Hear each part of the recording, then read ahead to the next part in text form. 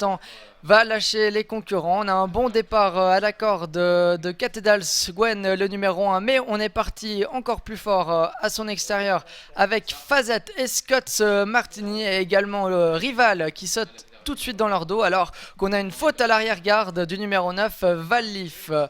C'est le numéro 4 Fazette et Linda Gerber qui ont pris la tête à trois quarts à leur extérieur. Scott Martini et Émilie Gaillet. Dans son sillage, le 6 rival et Emma Quatreuil et bien placé à la corde, on a l'As Cathedrals Gwen avec Romy Pujol. Va toujours aussi bien en tête avec Fazette qui a désormais les choses bien en main alors qu'on tente de recoller à l'arrière-garde avec Valleaf qui n'a pu éviter la faute en début de parcours mais qui profite du train peu soutenu pour rejoindre ses petits camarades. On aborde la ligne d'en face avec toujours le 4 Fazette et Linda Gerber qui ont la tête et la corde dans leur sillage bien placé. Cathedrals Gwen et Romy Pujol qui apprécie cette configuration de course en épaisseur. Le 5 Scott Martini et Émilie Gaillet suivi de près par Rival et Emma Quatreuil. Sur une troisième ligne on retrouve Scott Smirnoff et Maxime Henry. Le wagon de l'extérieur est complété par Troya et Simon Pujol. Et en dernière position, c'est Iramis et Xavier Beauvais, si je ne me trompe pas. Au milieu de la ligne d'en face, la position qui ne change pas, toujours Fazette qui occupe facilement et qui domine les débats pour l'instant. On semble plein gaz avec Cathedrals Gwen dans son dos. Scott Martini également, même s'il doit faire les extérieurs, semble avoir des ressources intactes.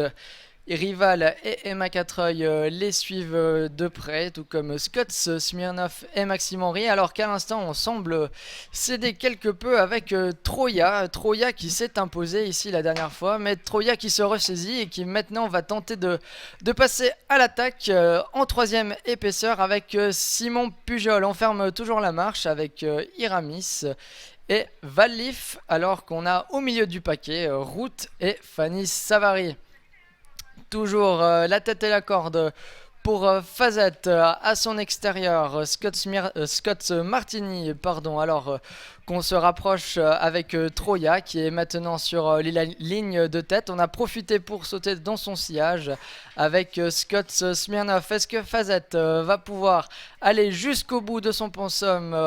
Rien n'est moins sûr car elle va désormais devoir répondre aux attaques, notamment celle de Scott Martini et de plus à son extérieur de Troya. Attention également au danger dans son dos avec Cathedrals Gwen et Rival. Ils abordent maintenant l'entrée de la dernière ligne droite avec toujours Fazette en tête, mais Scott Martini et Émilie Gaillet semblent prendre un léger avantage alors que Troya, après avoir bien progressé dans la ligne d'en face, semble céder quelque peu, mais on n'a pas dit son dernier mot avec Fazette, alors que Valleaf à l'arrière-garde se montre une nouvelle fois fautif. Il semble, et voilà la faute de Fazette qui va devoir céder la première place à Scott Martini qui semble ne plus avoir d'adversaire, même si on tente maintenant de refaire son retard avec Rival et Emma Quatreuil. La faute également de Iramis qui s'annonçait en troisième position. Et c'est Scott Martini qui semble désormais ne plus avoir d'adversaire à sa mesure. Scott Martini et Émilie Gaillet qui vont renouer avec la victoire. Même si on finit bien avec Rival et Emma Quatreuil. On a vu une faute de Cathedrals Gwen alors qu'elle était promise de la troisième place. Ça va donc profiter à Troya et Simon Pujol qui ont bien pu poursuivre leur effort pour compléter le podium.